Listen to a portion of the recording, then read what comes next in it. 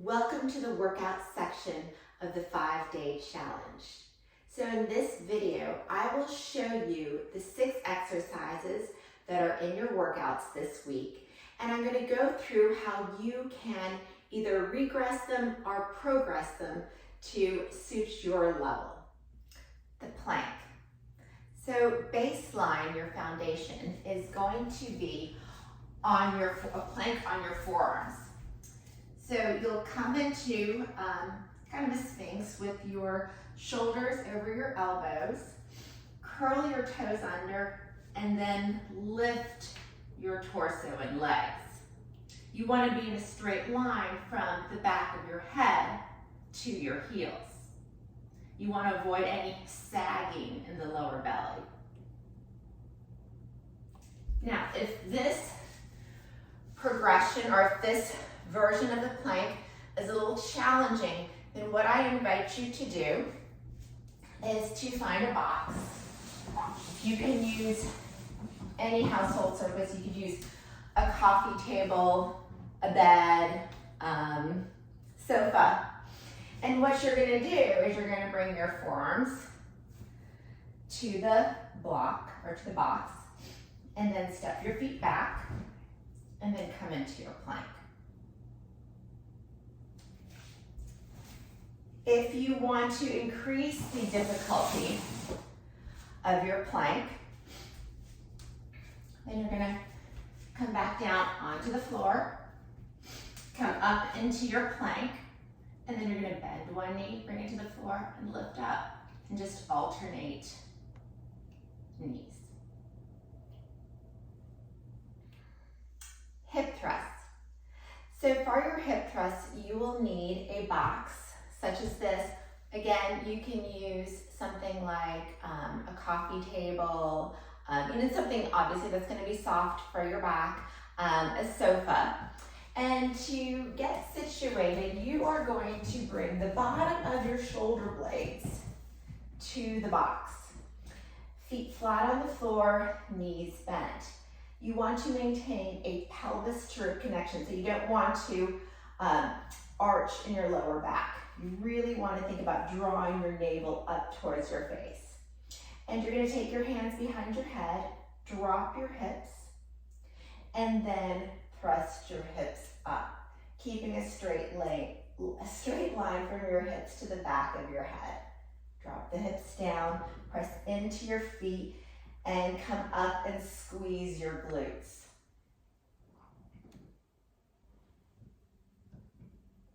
Now, if you want to progress this movement a little bit more, then you can take one foot up, just to let it hover over the floor, and then drive through the foot that is on the floor. So you're doing a single leg variation here.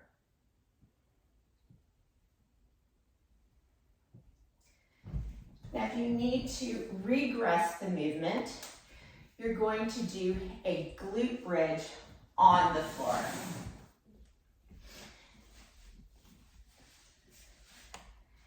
So come onto your back, bend your knees, feet are flat on the floor, and you should be able to brush the backs of your heels with your hands. And again, just as I was doing in the hip thrust, you're maintaining a pelvis to rib connection. So start by pressing your low back into the floor, and then from here, drive into your feet, lift your hips, squeeze your glutes.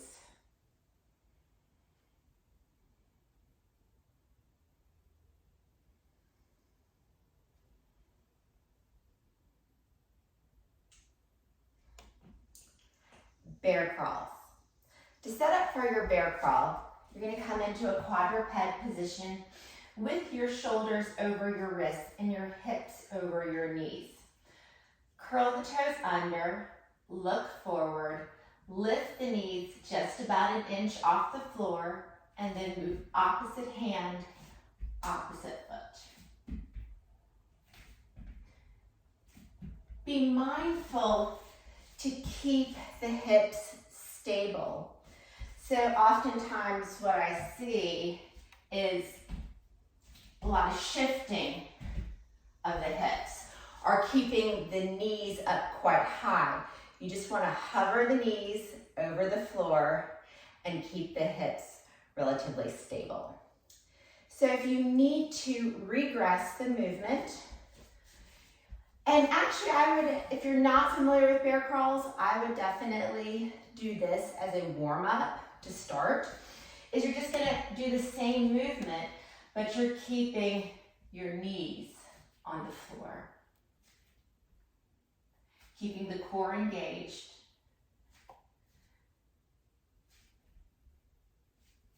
Now, if you find bear crawls are fairly easy and you want to change it up a little bit, what you can do is you can go forward and then you can go back.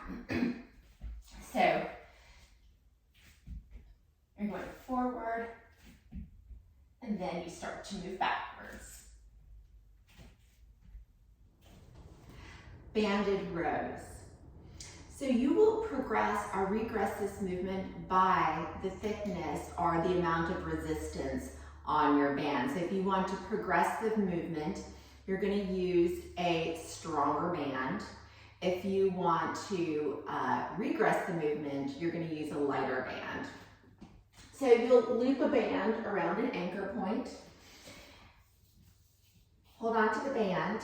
Take your feet a little bit wider than hip distance apart. Bend the knees, keep the core braced, and then you're gonna row your elbows back towards your waist. You wanna make sure that you're not pulling the elbows way, way back and that your shoulders are coming forward, but you're keeping your upper arms in line with your torso. Squeezing your shoulder blades as you come back.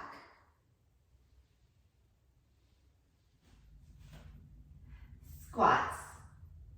So your foundation or your baseline is going to be an air squat.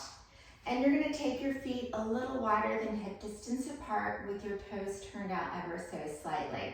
Now everybody's squat stance is a little bit different. So what might feel comfortable for me might not feel comfortable for you. So I encourage you to find a foot position that works well for you. And then from here, you're going to sink your hips back and down.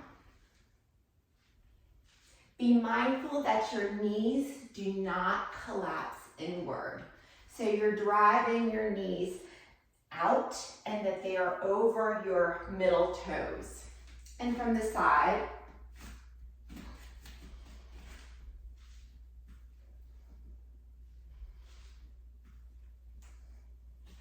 now, if you need to regress this movement, if this doesn't feel good on your knees, maybe you can't quite get the depth, then I suggest you use a chair and do sit-down stand-ups.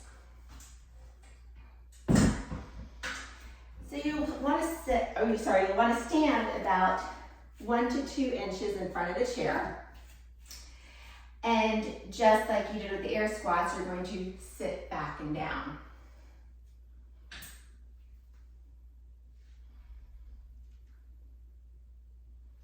And then from the side,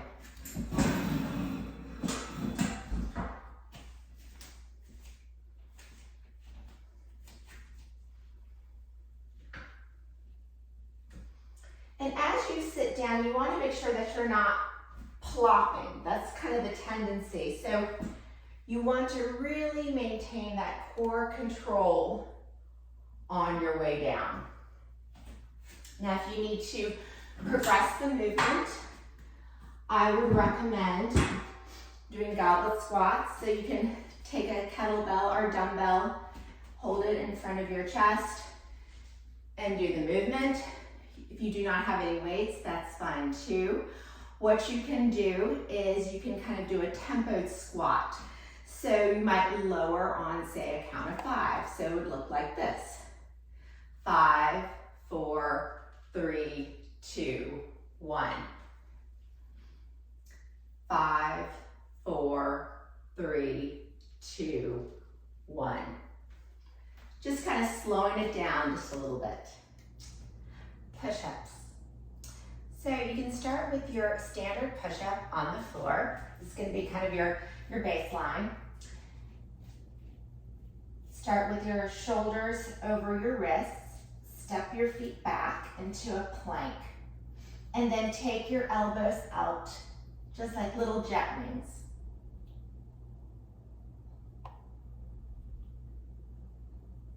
You want to make sure that you're not taking your elbows way out to the side, because that can be injurious to your shoulders.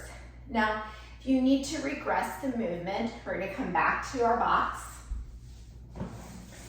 And again, you could use your stairs, you could use a kitchen counter, you could use a coffee table, whatever height that you need. And you're going to come into your plank. And again, you're just making those little jet wings. Lowering about halfway down.